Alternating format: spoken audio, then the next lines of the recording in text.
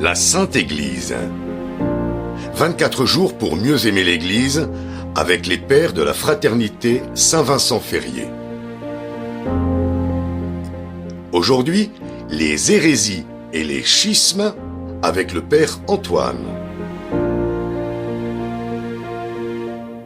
Dans l'Évangile selon saint Luc, Simon-Pierre et ses compagnons, obéissant à l'indication de Jésus, font une pêche miraculeuse.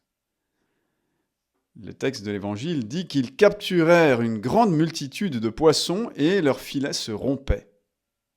Ces poissons symbolisent la multitude d'hommes que les apôtres amèneront dans l'Église. Et les filets qui se rompent préfigurent les schismes et les hérésies qui devaient se produire dans l'histoire et qui viendraient déchirer le peuple chrétien. Voici ce dont je vais vous parler. L'hérésie et le schisme sont des péchés contre la foi et l'unité de l'Église. Pour comprendre en quoi ils consistent, il faut donc comprendre ce à quoi ils s'opposent, c'est-à-dire justement l'Église.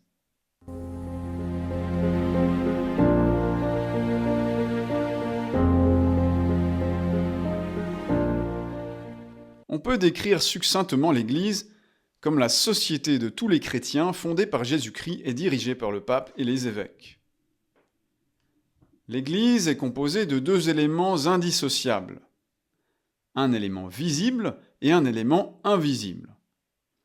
L'élément visible de l'Église, qui fait d'elle une société bien identifiable, c'est l'unité de ses membres, unis visiblement par trois liens. Un même baptême, la profession de la foi catholique, la soumission à l'autorité de l'Église. L'élément invisible de l'Église, c'est le Saint-Esprit et la grâce sanctifiante qu'il produit dans les âmes, avec la foi, l'espérance et la charité.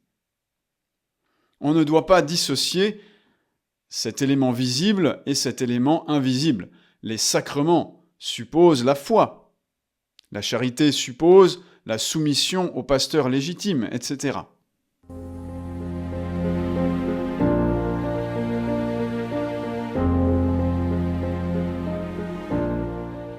Comme nous venons de le voir, appartenir visiblement à l'Église suppose trois conditions. Le baptême, professer la foi, être soumis au pasteur légitime dans son domaine de compétence. Justement, les péchés d'hérésie et de schisme consistent pour un baptisé à rejeter la foi ou la soumission à l'autorité de l'Église. Je ne parle pas ici de ceux qui n'entrent pas dans l'Église, volontairement ou par ignorance. On verra cela plus loin. Je parle de ceux qui sont déjà membres de l'Église et qui la quittent. Et c'est cette séparation, justement, qui se fait par l'hérésie ou le schisme.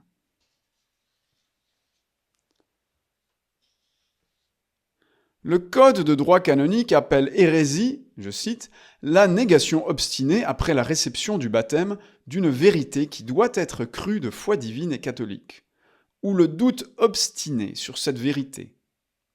Apostasie, le rejet total de la foi chrétienne. L'apostat rejette la foi tout entière. L'hérétique n'en rejette qu'une partie. D'ailleurs, hérésie en grec signifie choix. On choisit, on fait son marché parmi les vérités à croire. En pratique, apostasie et hérésie reviennent au même, car il suffit de refuser un seul article de foi pour perdre la foi. Certes, l'hérétique conserve des convictions religieuses, mais ce sont des croyances purement humaines. Il n'a plus la vertu surnaturelle de foi, ni la grâce. Et il lui manque cette force divine qui permet à l'intelligence d'adhérer surnaturellement aux mystères révélés par Dieu. Voilà pourquoi l'hérétique, après avoir nié une vérité de foi, abandonne souvent les dogmes chrétiens les uns après les autres. Quant au schisme, le Code de droit canonique le définit comme le refus de soumission au Pontife suprême ou de communion avec les membres de l'Église qui lui sont soumis. Ceux qui commettent le péché de schisme quittent l'Église, contrairement aux personnes excommuniées, qui, elles, restent membres de l'Église malgré la peine qu'elles ont reçue. Les schismatiques, se séparant de l'Église, perdent la charité, mais pas la foi. Cependant, l'histoire montre que souvent l'hérésie suit le schisme. Le roi d'Angleterre, Henri VIII, voulut rendre l'Église d'Angleterre autonome de Rome. Au début, l'Église anglicane garda la liturgie et le credo traditionnel, mais bientôt, elle adopta des hérésies. Le plus grand des schismes fut celui par lequel l'Église orientale se sépara de Rome. Les orientaux séparés ont gardé une foi à peu près intègre, des sacrements valides, des prêtres et évêques validement ordonnés, une liturgie traditionnelle. Mais la discipline a fléchi. Par exemple, ils ont autorisé le divorce.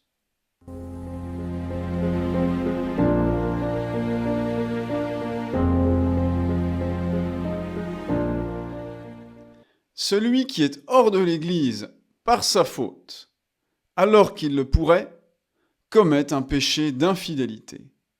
Il se prive du salut et sera damné s'il ne se convertit pas. C'est cela que signifie l'adage « hors de l'Église, point de salut ».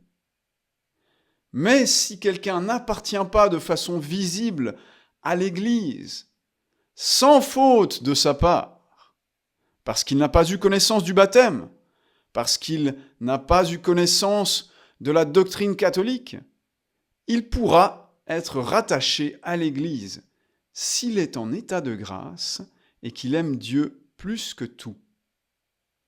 Il y est attaché d'une façon invisible. Cet état de grâce suppose 3 conditions. Cette personne croit que Dieu existe, que Dieu récompense le bien et punit le mal. Cette personne a donc une vraie foi, bien que rudimentaire. Deuxièmement, cette personne observe ce qu'elle ne peut pas ignorer de la loi de Dieu, la loi naturelle ou les commandements. Par exemple, de ne pas voler, aider son prochain dans la nécessité.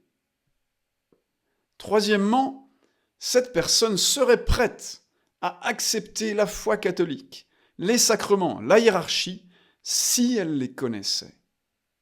C'est ce qu'on appelle le baptême de désir.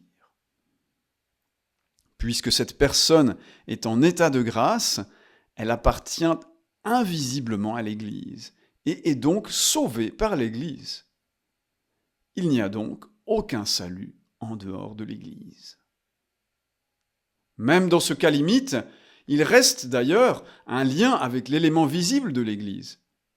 Car si cette personne connaissait les éléments extérieurs et visibles de l'Église, la doctrine, les sacrements, la hiérarchie, elle serait prête à les accepter. Nous l'avons dit.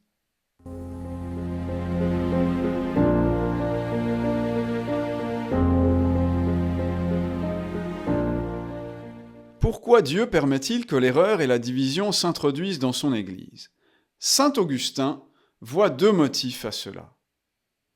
D'abord, schisme et hérésie sont une épreuve et une purification. Des membres s'arrachent à l'Église, lui infligeant de grandes souffrances. Par contre-coup, ceux qui restent grandissent dans la fidélité. Ensuite, dit saint Augustin, à l'occasion des hérésies, l'Église précise sa doctrine. L'hérésie arienne fut l'occasion de proclamer et de préciser le dogme de la Trinité au concile de Nicée. À chaque attaque successive, dit un théologien, a correspondu une mise en lumière victorieuse de chacun des articles attaqués.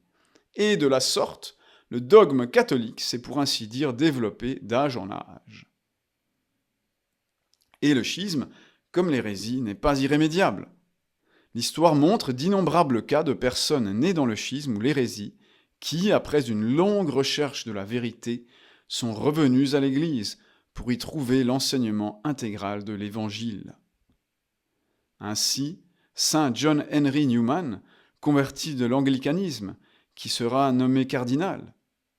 Ainsi, Scott et Kimberly Hahn, ex-protestants, auteurs du fameux livre « Rome Sweet Home ». ou encore le Roumain Vladimir Ghica, né dans l'orthodoxie. On lui avait demandé pourquoi il était devenu catholique. Il répondit « C'est pour devenir plus orthodoxe ». Et c'est ainsi que l'enfant prodigue, épuisé et réduit à rien, revient au logis. L'Église le recueille avec tendresse, et il y a grande fête, allégresse immense au ciel et sur la terre pour célébrer son retour.